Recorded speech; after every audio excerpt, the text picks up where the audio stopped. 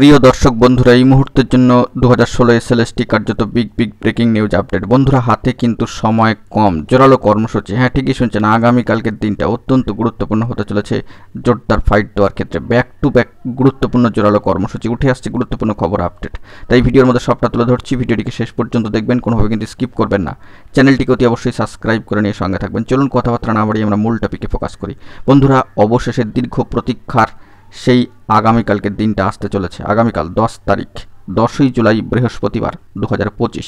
মনে রাখবেন, আগামীকালকের জন্য ব্যাক টু ব্যাক দুটি গুরুত্বপূর্ণ জোরালো কর্মসূচি কিন্তু রয়েছে।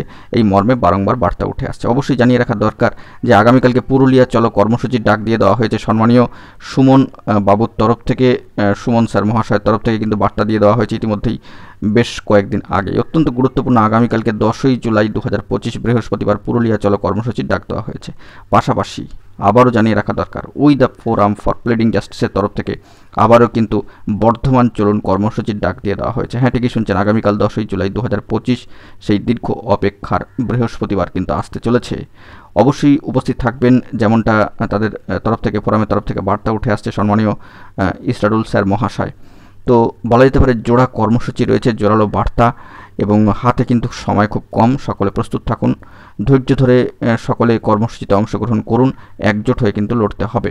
এই মর্মে বারংবার বার্তা উঠে আসছে।